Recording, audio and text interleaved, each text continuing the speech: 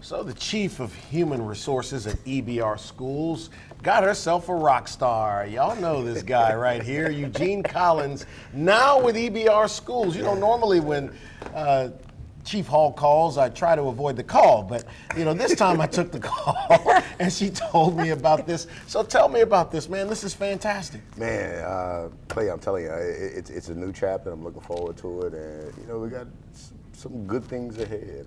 We got this employment fair happening on Saturday, as well as just some of the things that we can do to bring the community and district together. So I'm looking forward to it. So what led to the opportunity to have this gentleman on your team? I mean, it's pretty clear to anybody who knows me how much I respect him and what he does, but I think that's an asset. What led to that? Y'all got one right. So what I'm sorry. You know what? We tried.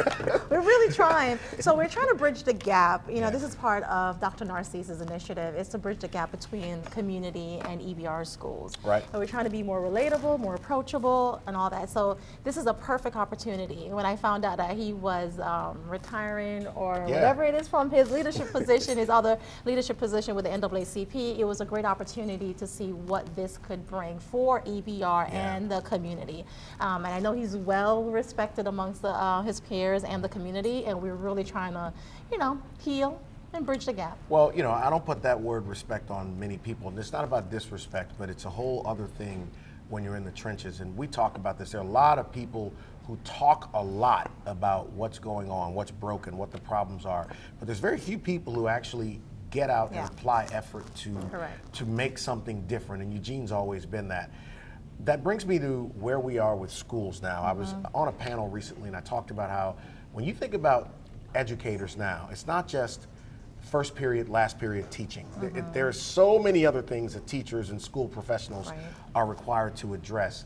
What do you think you bring to the table to help impact kids in the school system, especially kids in disinvested communities? Well, Clay, you know, you and I talk about this all the time, right?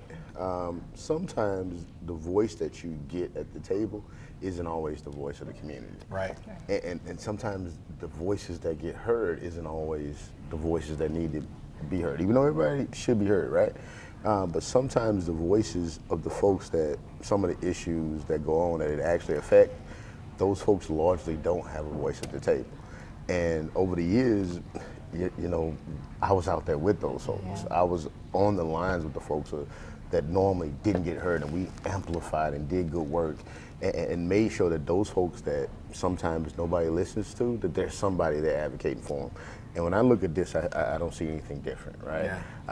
Bringing those voices into the rooms, bringing those voices into the building, bringing those voices into the schools so that everybody feel a part of this. And that's what I want this piece of work to be about, making sure those folks get heard. I got a couple minutes here, and we got a couple graphics about some things happening at the school system. You've got something. Let's talk about the Empower Your Career event on the 30th.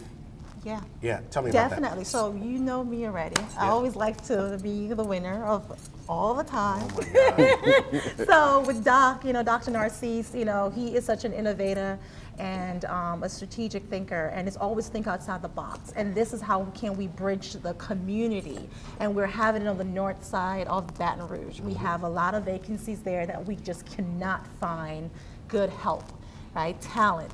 And sustainable talent. And the goal is to be intentional about our recruitment event, right? So the Empower Your Career, this is a move that I discussed with Mr., you know, my right-hand rock star here a few weeks ago, and I was like, how can we bridge this gap to get the community more involved, to see that we really do care, we want to make a difference. And this was where this came from, and you know, this is part of Dr. Narcise's vision, is to, once again, bridging the gap between the All right, and then this other graphic, Scott, quickly, we've got about 45 seconds, but I want to, what's the other one? You've got something else Fall happening. Fling. Fall Fling, So Fall Fling, this is our second year doing Fall Fling. I'm super excited about that. So Saturday, September 30th is the spin-off of Fall Fling, which is October 7th at Broadmoor Elementary, and it's pretty much the same thing, recruiting for all vacancies, bus operators, child nutrition, teachers. If you're a retiree, come on down. We want to sit with you, and we want to help you get a job.